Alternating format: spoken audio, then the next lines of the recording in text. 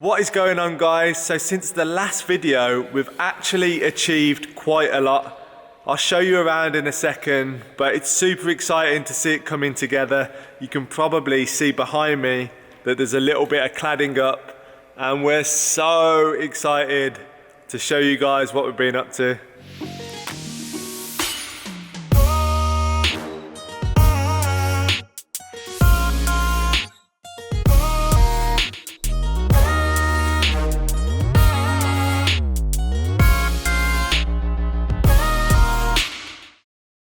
So first up, we've installed a little kitchen into our workshop, so now we can do hot drinks. Please excuse the kettle, it's a bit of a mess. It's a well-used kettle. This is the first kettle we ever got together when we first moved into our tiny apartment back in, I think it was 2012 or 2013, so love this kettle. Also, we have borrowed my parents' Henry Hoover, so this is going to be really useful. We had to give B's mom's Hoover back. So down here we have all of our tongue and groove wood and our battens that we've been using in the van. This particular tongue and groove is 8mm spruce, and we have our battens there which are 18mm by 34mm. So they're brilliant because they bend to the shape of the van. The only problem with this stuff is it is super thin, so it can be a little bit of a problem because it breaks very easily. So you have to assess every little piece of wood before you put it on because you don't want it to be broken. So these are actually all broken pieces that we need to take back. So as Theo said, these are so brittle and they break really easily, and we bought them in packs of 5, I think it was, and we checked every pack as well as we could, but you can only see the top and the bottom. So when you open them, you get a surprise. The one underneath might have a crack all the way down it, which is just really frustrating. So we've literally got about 10 pieces that we can't use because they're broken. So that's definitely something to think about. If you are going to use this thin cladding, it's really brittle. One thing I will say is it's brittle on its own, but when it's all together, yeah, it's strong. really quite strong stuff. Yeah. And it's super lightweight, so we didn't want to go for anything bigger. So the next thing we've been doing is trying out this beeswax and these different varnishes to see what finish we want to put on the tongue and groove. This is a really tricky part. And over here, we've done some tests and left them overnight. So this over here, it's this beeswax here, and we're really not a fan of how that looks. So that's kind of like a waste because you can't take it back because it's been opened.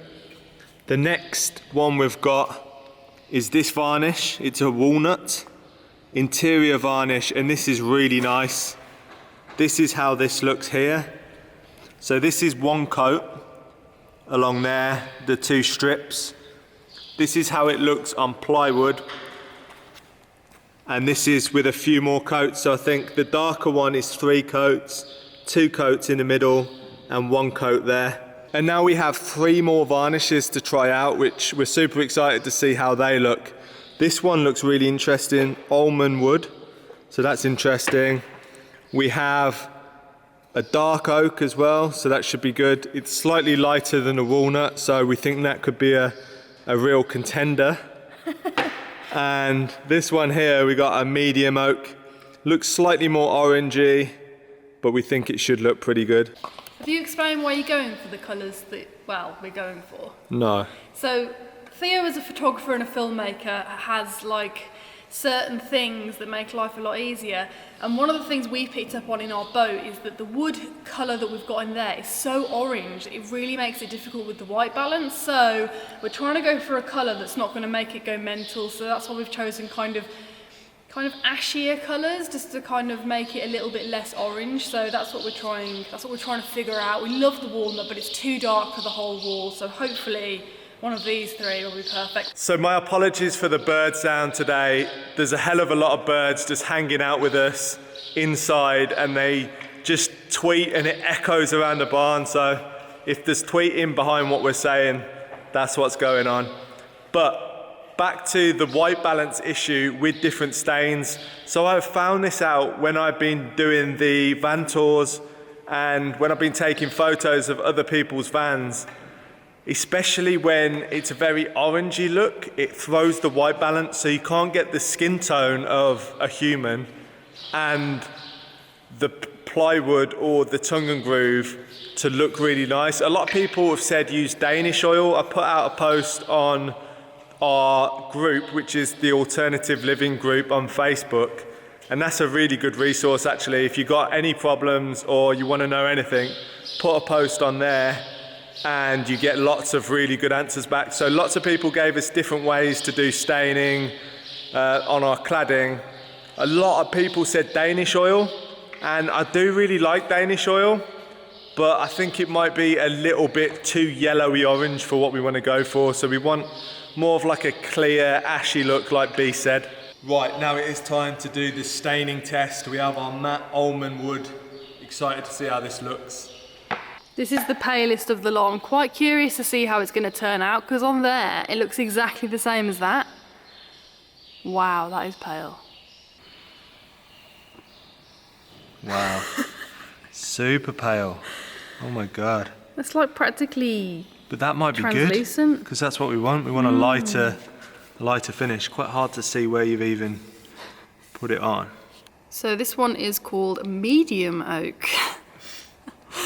The Looks names very they come up green. with. It does, doesn't it? And this one here is dark oak. So we've got all the oak shades going on today. So this is what the medium oak looks like, and I am not a fan. Are you a fan? I'm not a fan of diarrhea on my walls. It's a really weird greeny tinge to it. It doesn't look as bad on camera as it does in real life, but I really am not a fan. Let's see what this looks like. Ooh. Okay, that is so green. That is so green. Guys, why don't they paint a piece of wood in the shop so you can actually see what this is going to look like? Because on the photo, none of the stains have looked anything like they do on the photo. And that's just really annoying, because they make you buy this stuff. Just paint a bit of wood and stick it next to the tub of stain. I've got a horrible feeling this one's going to be a grosser version of that. Really? Let's see.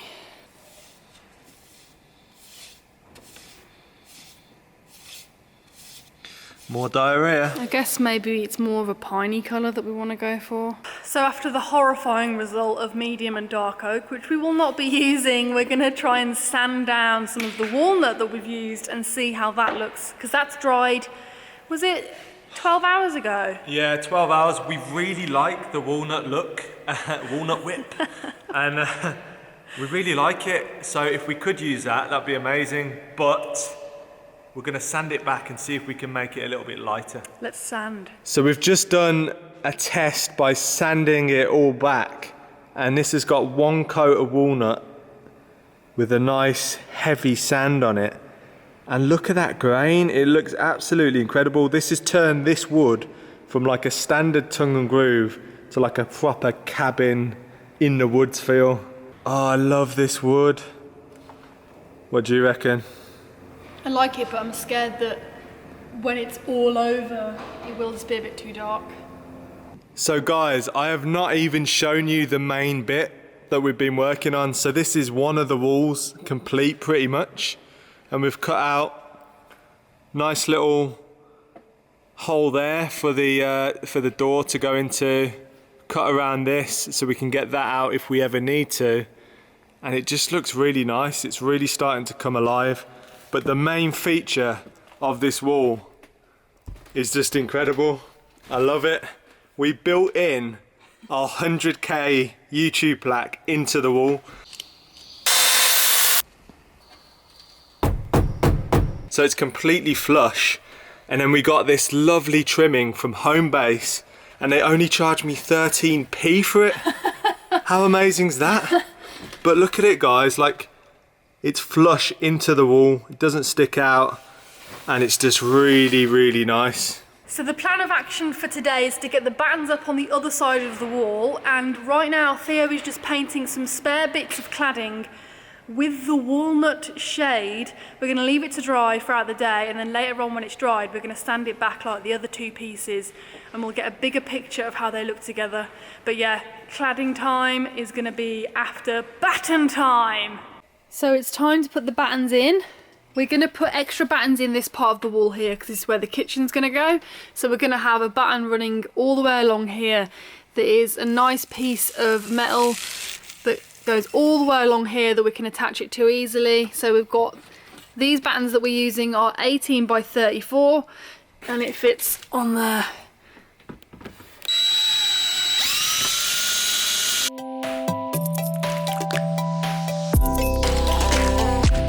So these are the self-tapping screws that we're using. They are countersunk ones as well, which is good. And I think they're 1.5 inch in length. Yes, so they're 1.5 inches, so they go through the wood and into the metal nicely. So now we're just going to fix this in a few more places along this beam, and then we can do the vertical battens.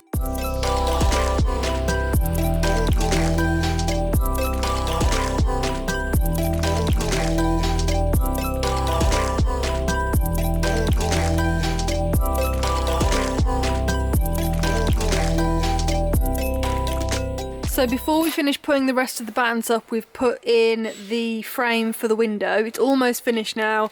We're just about to secure it in place. It's nice and level. So once these are secured, we'll then put the top bracket on, secure that, and we can carry on with the rest of the battens before cladding. So now that our battens are in place, it's time to finally put the cladding up. And I just want to show you a little tip that we've picked up from our van build. So as you all know, our van was a panel van before we converted it, or began the conversion. And she came lined with ply walls, which we did keep, which has been very, very handy. So for us, we can use this ply as a perfect template to get the cladding cut perfectly to the wheel arch and to go around all these bits along the side of the wall, and to also get the cladding nicely curved along the side there, because this is going to be our bedroom area.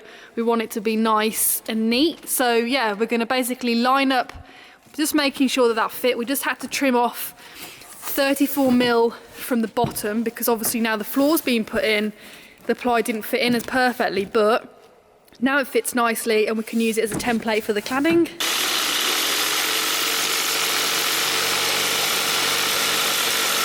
And as you can see, here are the cut pieces that we used from the template. Always keep your templates, guys. They're so useful. They save you so much time. But yeah, check how nicely this is going to fit. Like a glove. Absolutely perfect. Look at that around the wheel arch. I mean, we're having a box around the wheel arch anyway, but yeah, looks great. Okay guys, so as you can see behind me, we've started the cladding, and there is the option to get a perfect length cladding from Travis Perkins. It's 4.4 metres.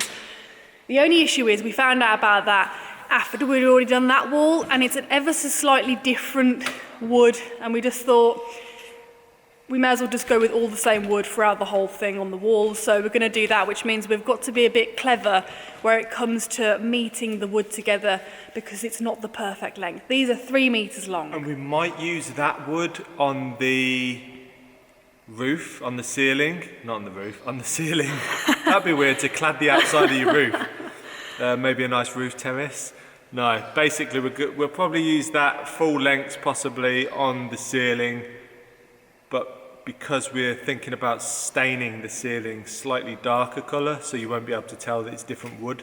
But if the wood was even a little bit different, you'd get like a different colour on one wall to the other, which would just look really weird to us. So we're not doing that.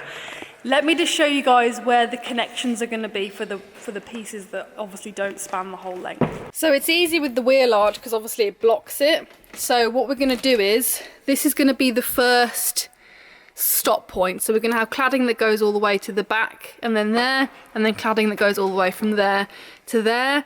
And then once we get to this height, we're going to swap over to here, because we've got one nice continuous beam that goes all the way up to the ceiling, so we can have the joins meeting here.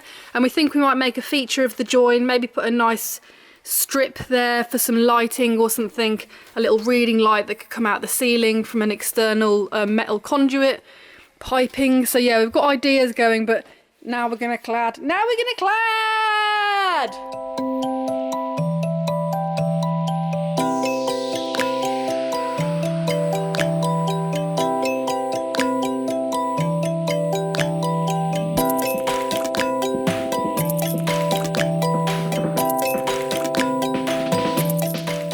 Okay everyone, so the cladding is coming along really nicely. These little red tabs that are on the wall are to let us know where beams are. And we've got to the stage now where we're putting in the cladding that goes under the window, which obviously is a bit of a conundrum because, as with anything in the van build, it wasn't easy. The cladding isn't nicely there. Oh no, no, no. We're having to create a little template because it needs to be cut out to slot in. That's the wrong way around. So it goes in there, basically. So this is a template one that we've cut. We've figured out that we need to add some... I totally forgot there was a tongue at the bottom, so it's a little bit too deep. And then it's a little bit too wide. So now we've got the template, and Theo over here has got the task of cutting it to size. It's got to be precise. It might take a few times, but I'm going to get it. Let's go. So the prototype was a success, and our new piece of cladding is in around the window. It's really starting to take shape now. We just got to fix it in and then put the rest of it up. What is going on, guys? So it is a new day. As you can tell by the different t-shirt, love this tie-dye t-shirt. Thank you, Rebby, for that. But we have finished the cladding on the wall we were working on. Let me show you how it looks. So we finished this last night, but we couldn't show you because it was pitch black and we wanted to show you it in the beautiful sunshine. But how good does that look? I mean, around here, I'm so happy with it. It looks so good around the window. And this morning, I've just started adding in these little touches. These are what make it for us, these little details, hiding any little kind of wonks that there might be. Not that there was many, but to cut that edge was really difficult, so that just hides that and looks really nice. And now we are just working on this surround, so we put a piece of edging up here, along here, and down here, so it frames it off really, really nicely. And we got such a nice little shelf there to put a drink on, put your phone on when you're sleeping. So you might be wondering how I've attached them little pieces of edging to the window. You have to be really careful because it's such thin strip wood that it can crack. I didn't have any nails, but we do have a nail gun. The nail gun is not precise enough to get it exactly where I want it on little edging, and I'm worried that the power of the nail gun would break it. So this is what I'm doing. So I'm stacking up 3 pieces of wood so that the nails don't go all the way through and bend. And I'm actually using the nail gun nail, so I'll try and show you what I mean now. Here's the nail gun. And I'm just really going lightly so the nail doesn't go all the way through and I can pull it out again. So you can see the nails like sticking out there. I'm just going to pull that out with some pliers or a hammer, and then I've got myself a nail to go through. So as you can see, here is the nail and it's ready to be used, and I think that's an absolutely brilliant way around the problem. Okay, so the next step with the cladding is to protect these walls, because wood can be affected by a load of different things, and we've got some really good stuff that I'll show you in a second that we're going to cover the walls with. But before we do that, we're going to give it a light sanding to make sure that the wood is ready. Now this stuff that we've got doesn't need sanding in between, which is great. It means you can do it a lot faster. And it is called Osmo Poly X Oil. It is really, really good stuff, and I hope it does a very good job because this stuff was expensive. So it's waterproof against Coca-Cola, they like to say on the packet, and all these different things. It hardens the wood really nicely, and it lets the wood, because it's clear, we've gone for a clear one because you know what, after messing around with loads of different stains, we thought we're just going to keep it the colour it is because we like it. It's going to be a Scandi rustic cabin, we've decided, so let's get sanding. So just a little update for you guys, the Osmo oil is going on, check this out. We put this protective sheet down here just to protect the floor, but the grain is really starting to pop, and we love all of these like knots and stuff. We hand-picked each one pretty much and decided where it was going to go. So there's little pieces like this here that we made sure was in the living area. And don't worry about this. This will all be covered. So I wanted to give you all a little tip on how we have attached our cladding with absolutely zero nails or screws on show. As you can see, it's just smooth wood. And we did it by using these bad boys. They're called cladding clips. And basically, I'll show you.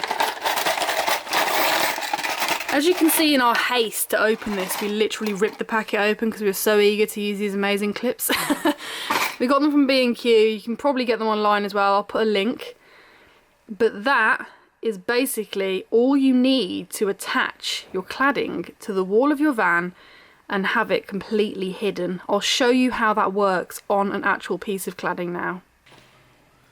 So, with the cladding clip, super simple. All you gotta do is on the groove side, stick this in here like that, push it down, and there you go. And then you can put a nail through that hole or your screw, whichever you want to use. We use nails and then realise screws is probably easier. Screws is a lot faster as well. And then look, you just put that over there like that, if I can join this. There we go. And you can't see anything. Perfectly whatsoever. hidden and perfectly secure. So from the back here, that little metal cladding clip would be secured to your batten, so secured to the wall.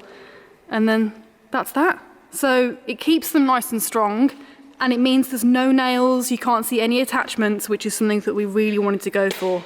So we're also documenting our van build over on Patreon with daily vlogs, and also on Instagram where we post stories. So our Instagram stories, we're posting absolutely everything that we're doing. So if you want to see what we're doing up to date right here, right now, definitely follow us over on Instagram. It's the Indie Projects. We do have a link in the description below, so hopefully see you there.